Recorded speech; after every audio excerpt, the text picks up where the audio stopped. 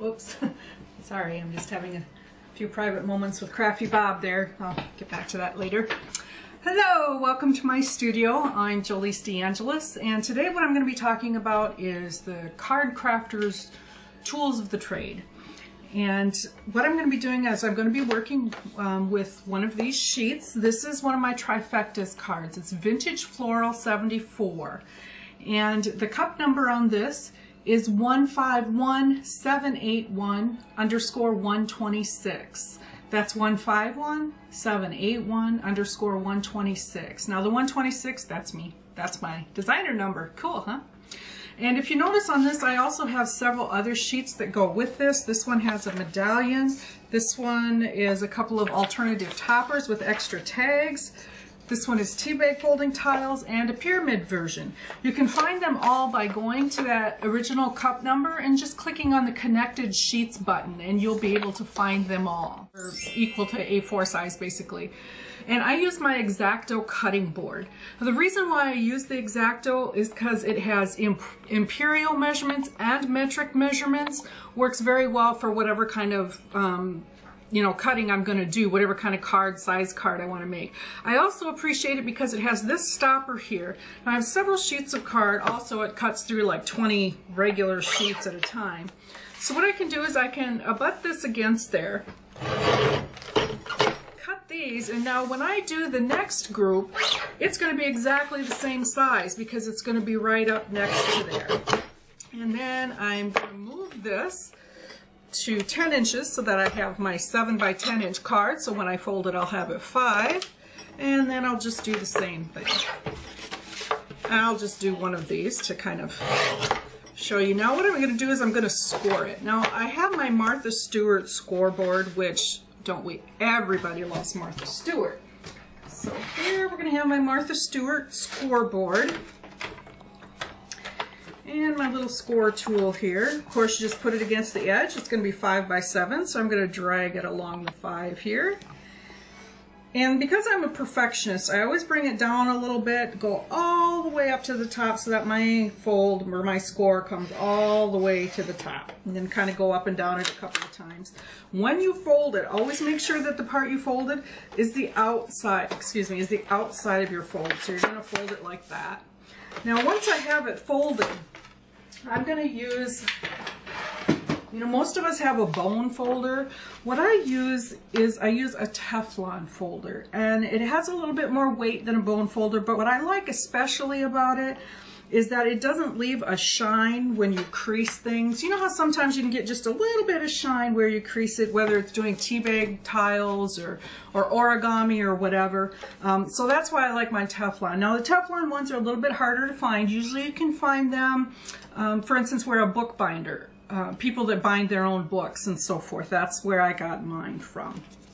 Okay, now I'm going to use, this is my card, and I prettily stocked it up with some pretty coordinating with my sheet. And now let me show you what I do. First of all, here's my sheet that I have partially decoupaged. We'll do a little bit more in a minute. But here's another Martha Stewart tool, a punch. And it's nice because you can just do your punch right. You can see it on the bottom. Make sure it's right in there and just punch it and it pops it right out, and there it is. Oh, I got a little tiny speck there that's not quite evened up, so we'll just trim it. Nobody will know the difference. Okay, now my have-to-have item that if you don't have anything else, this is what you need to have for card crafting. This is an ATG gun. What that is adhesive transfer gun. What that means is it's double-sided tape.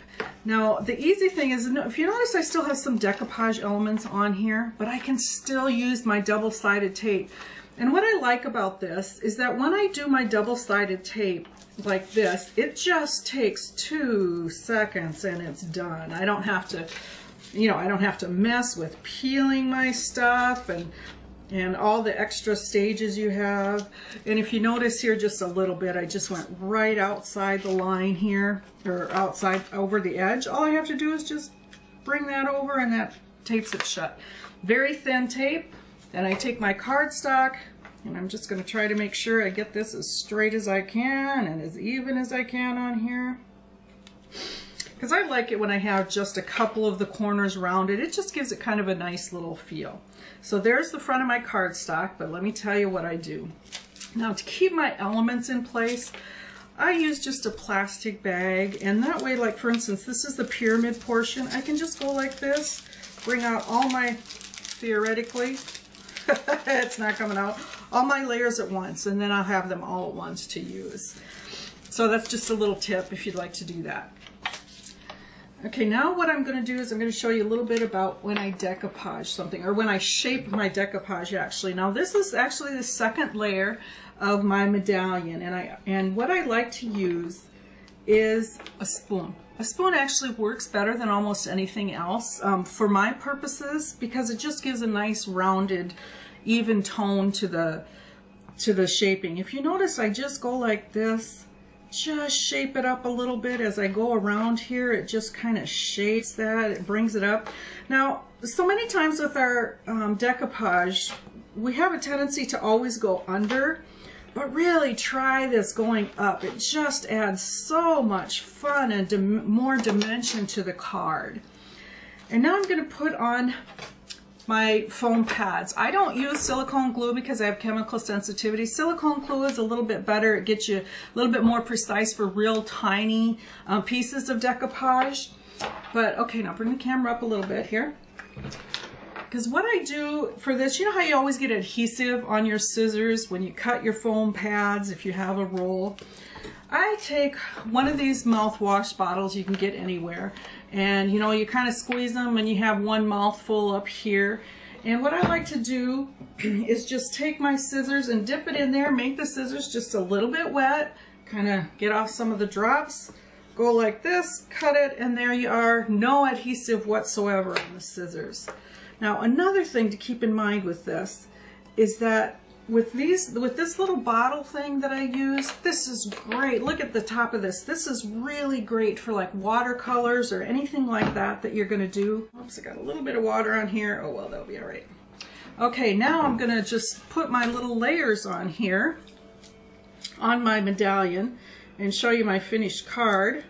Kind of forgot to show you my knife, so I'll go through that in a minute here. So I'm going to put that right, center that right over the part of the medallion. And then the next layer I have going under. I kind of like to alternate my layers a little bit, and that way I think it just gives a little, again, a little bit more of that dimension. Just makes it a little bit more fun. Now something you can do, sometimes you have a hard time getting the paper off the back of the foam pad. What I find is if I kind of squeeze a little bit toward the edge there or in the middle, it kind of lifts it up a little bit easier to grab it. So I'll put that one on, and then one more layer which goes down, and oh, it makes such a great card. It just works wonderfully well. And there you go, a finished card. Isn't that beautiful? Okay, obviously a craft knife always when I'm going to cut something straight across. It's just easier that way. You know, you just take your little piece of paper. This is scratch paper, but you know, but you just do it like that and it works fantastic. Now for some of these other knives, I'm going to show you, give you some advantages and disadvantages, because most of us aren't going to be able to have all of these knives in our arsenal, so to speak. But we can use most of them, or you can decide pros and cons what you'd want to use. Obviously the craft knife works really well because you can kind of get around your edges. Another thing I like is the fingertip one, because it gives you a lot more control. If you can go really around tiny curves, so those little tiny pieces. It works great. It also works really good for iris folding apertures. Fantastic. Now this is a slice. This is a ceramic blade. What is fantastic about ceramic blades, you'll never have to replace your blade. They don't dull. It's fantastic. I mean, wouldn't all of us crafters love to never have to replace a crafting blade? And plus another thing I like about ceramic, this little white part right here, can you barely see that little white part right there? That's the blade. It's very tiny. But I can go like this with my finger. Here's another one. I can go like this with my finger on that ceramic blade and I will never cut myself. Isn't that fantastic? However, It will cut almost everything else. It will cut glass, it will cut the surface of your table. So always make sure you have your cutting mat underneath. In this thing, you hold it like a pencil. Oh, it just cuts like a dream. Just beautiful, beautiful cuts. It's fantastic. I love this one. Also great for iris folding apertures. Okay, now as for cutting out the actual decoupage elements, I love using this scissors. And the reason why I like this scissors is because it's less tiring on the hands to have the spring there. And then I don't have to worry about this part of the scissors ever getting in my way. It's super sharp, so I can get into those tiny little pieces. My absolute favorite scissors for cutting decoupage units. I highly recommend you get one of these if you do a lot of that. There's the tools of the trade that, in my estimation, every crafter should have.